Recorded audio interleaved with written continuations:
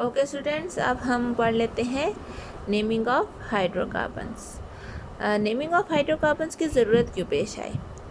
बहुत से ऐसे सब्सटेंसेस थे जिनके सेम नेम बन हो जाते थे। उनके स्ट्रक्चर फार्मूला डिफरेंट होने की वजह से या सेम होने की वजह से उनका क्या होता था, नेम सेम होने लग जाती। यानी इतने ज़्यादा मिलियन ऑफ हाइड्रोकार्बन्स थे, इतने ज़्यादा मिलियन ऑफ हाइड्रोकार्बन्स थे कि मुश्किल हो रहा था कि उनको नेम कैसे दिया जाए। तो उसके लिए फिर क्या किया गया, एक आईयूपैक सिस्टम जिसको हम क्या बोलते हैं, international union of pure and applied chemistry. यानी इसमें एक कमेटी बैठी और उसने फोकस किस पे किया, उनके स्ट्रक्चर्स पे। ऑर्गेनिक हाइड्रोकार्बन्स के किस पे डिपेंड किया, स्ट्रक्चर ऑफ एटम्स पे डिपेंड किया कि किस तरह के उनके स्ट्रक्चर हैं। उसकी बेसिस पे एक जो है नेमिंग एक सिस्टम तैयार किया, सिस्टमेटिक नेम तैयार किया, जिसे हम सिस्टमेटिक नेम भी बोलते हैं। यानी एक उसको हम आईयूपैक नेम को हम क्या बोलते हैं, सिस्टमेटिक नेमिंग सिस्टम भी बोलते हैं, जिसमें हमने एक ख़ास स्पेसिफिक पॉइंट्स रख लिए जिसकी बेसिस पे हमने हाइड्रोकार्बन्स को क्या करना था, नेम देना था।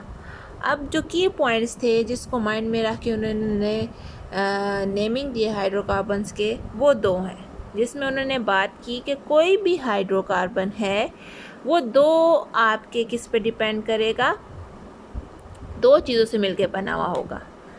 की पॉइंट्स क्या था कि कोई भी हाइड्रोकार्बन किसका बना हुआ होगा, टू चीज़ों का मिलकर बना होगा। फर्स्ट को हम क्या बोलते हैं, stem. It is always written first. ये क्या लिखा जाएगा, पहले लिखा जाएगा, रिटन फर्स्ट। और दूसरा है आपका suffix, it is written after stem. Clear हो गया, क्लियर हो गया। टू चीज़ों का बना हुआ है हाइड्रोकार्बन में, कोई भी स्टेम और सफिक्स। अब स्टेम हमेशा पहले लिखा जाएगा और सफिक्स आफ्टर स्टेम। अब देखते हैं स्टेम क्या चीज़ है। स्टेम है number of carbon atom in any hydrocarbon. Stem क्या है, number of carbon atom in any hydrocarbon, जबकि सफिक्स क्या है, क्लास ऑफ कंपाउंड्स। अब क्लास ऑफ कंपाउंड क्या चीज़ है, अभी हमने पढ़ी भी है कि depend upon whether a compound is alkane, whether a compound is alkene और whether a compound is alkyne. Clear हो गया, क्लास ऑफ कंपाउंड ये इस पे डिपेंड करता है। तो हमारा नेमिंग किस पे डिपेंड करता है, यानी आईयूपैक ने जो इंट्रोड्यूस किया वो टू आपके उस पे टर्म्स पे डिवाइडेड है। One is stem which is always written first and the other is suffix which is written after the stem. Stem is always the number of carbon atom in any compound, और वो compound alkene भी हो सकता है, वो compound alkene भी हो सकता है, वो कंपाउंड एल्काइन भी हो सकता है। और सफिक्स क्या है, क्लास ऑफ कंपाउंड। वो डिपेंड करेगा, वो हम देखेंगे कि इस वेदर किसी भी कंपाउंड में सिंगल बॉन्डिंग है, डबल बॉन्डिंग है या ट्रिपल बॉन्डिंग है। तो अब हम देख लेते हैं कि जो आईयूपैक सिस्टम ने नंबर ऑफ कार्बन कंपाउंड्स में जो स्टेम के स्पेसिफिक नेम दिए थे उसको हम पढ़ लेते हैं, ठीक है। फिर साथ सफिक्स भी साथ साथ पढ़ लेंगे। अब नंबर ऑफ कार्बन एटम और स्टेम्प को देख लेते हैं कि स्टेम्प में नंबर ऑफ कार्बन एटम है, लेकिन आईयूपैक सिस्टम ने उनका स्पेसिफिक नेम भी रख दिया। तो उसने कहा कि किसी भी कार्बन एटम में अगर नंबर ऑफ कार्बन एटम 1 है, अगर सिर्फ ओनली 1 है, तो उसको हम क्या बोलेंगे, मैथ। अब आगे लफ्ज़ क्यों नहीं हम बोले, क्योंकि आगे ये स्टैम्प के लिए यूज़ हो रहा है। आगे जो बाकी है एन या इन या आइन, वो सफिक्स हैं, वो डिपेंड करेगा किसी भी कार्बन के single bond, double bond, triple bond पे। तो फर्स्ट कार्बन यानी जिसके अंदर सिर्फ ओनली 1 कार्बन होगा, उसका स्टैम्प नेम क्या होगा, मैथ। जिसमें 2 कार्बन होंगे उसका स्टैम्प नेम क्या होगा, एथ। जिसमें 3 कार्बन होंगे उसका स्टैम्प नेम क्या होगा, प्रॉप। जिसमें 4 कार्बन होंगे उसका स्टैम्प नेम क्या होगा, ब्यूट। जिसमें 5 होंगे पेंट। जिसमें 6 होंगे हेक्स। जिसमें 7 होंगे हेप्ट। इसमें 8 ऑक्ट, 9 का नॉन और 10 का डेक।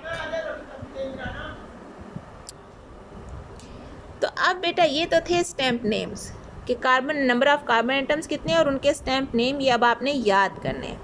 अब आगे उसने बात की है सफिक्स के, दो का बना हुआ है ना, एक तो स्टैम्प और एक सफिक्स का। अब सफिक्स क्या है? एल्केन, एल्कीन और एल्काइन। तो बेटा इसके लिए मैं आपको बता दूं, ये मैं थोड़ा साइड पे लिखती हूँ।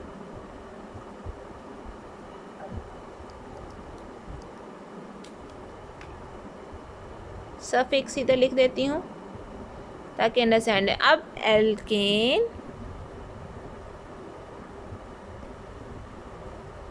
एल्कीन और एल्काइन, 3 क्लास ऑफ हमारे पास कंपाउंड्स है ना, क्लास ऑफ कंपाउंड्स। अब एल्केन के लिए बेटा सफिक्स क्या यूज़ करना है हमने? ANE, ठीक है।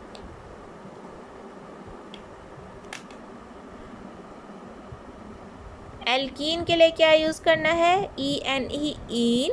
जबकि जिसमें ट्रिपल बॉन्ड होंगे एल्काइन, उसके लिए क्या यूज़ करना है? YNE, आइन। क्लियर हो गया? ये सफिक्सेस हैं, ये सफिक्सेस हैं, ठीक है। अब फॉर एग्जांपल हमारे पास एक कंपाउंड है जिसके पास कार्बन नंबर क्या है? 1, ठीक है, और उसमें क्या है? सिंगल बॉन्डिंग भी है, ठीक है। तो उसको हम फिर क्या नाम देंगे? मैथ, इसी तरह लिखेंगे क्योंकि एक कार्बन है। और आगे क्या लगा देंगे? सफिक्स कौन सा लगाएंगे अगर सिंगल बॉन्डिंग है? ANE, ane. क्लियर हो गया? जबकि फर्स्ट कार्बन के लिए एल्कीन, एल्काइन के लिए कोई कंपाउंड नहीं होता, ये भी आप याद रखना। वो मैं आगे आपको जो है इंशाल्लाह बताऊंगी आइसोमर जब हम पढ़ेंगे कि क्यों नहीं होते, ठीक है। इसी तरह आपके एथ में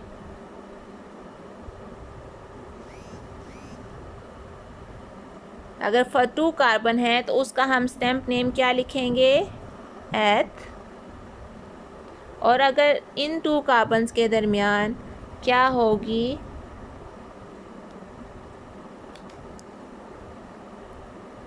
सिंगल बॉन्डिंग होगी तो हम आखिर में क्या लगा देंगे? ANE, ane. अगर 2 कार्बन्स के दरमियान में डबल बॉन्डिंग होगी तो हम आखिर में क्या लगा देंगे? ईन। तो ये क्या बन जाएगा? ईथीन। ये ईथेन बन जाएगा, ये ईथीन बन जाएगा। और अगर हमारे पास क्या है? ट्रिपल बॉन्डिंग है तो हम क्या लगा देंगे? YNE, आइन, ईथाइन। इसी तरह बेटा अगर हमारे पास नंबर ऑफ कार्बन एटम्स 3 हैं तो उसका स्टैम्प नेम क्या हो जाएगा? प्रोप। और अगर डबल बॉन्डिंग है, अगर सिंगल बॉन्डिंग है तो हम ANE, एन लगा देंगे। और अगर हमारे पास आपकी डबल बॉन्डिंग है कार्बन कार्बन के दरमियान तो ईन लग जाएगा। और इसी तरह आपका ट्रिपल बॉन्डिंग है तो उसके दरमियान YNE, आइन लग जाएगा। तो क्लियर हो गया हम नेमिंग कैसे देते हैं। इसी तरह मैं जल्दी जल्दी लिख रही हूँ। यह आपका ब्यूटेन हो जाएगा एल्केन्स के लिए, एल्कीन के लिए ब्यूटीन हो जाएगा और इसके लिए क्या हो जाएगा?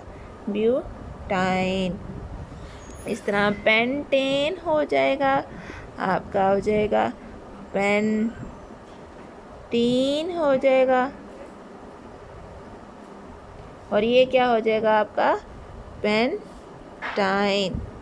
इसी तरह आपका ये हेक्सेन, आपकी ये हेक्सीन और आपका इसी तरह हेक्साइन एंड सो ऑन। इसी तरह अगर आपने इसको पूरा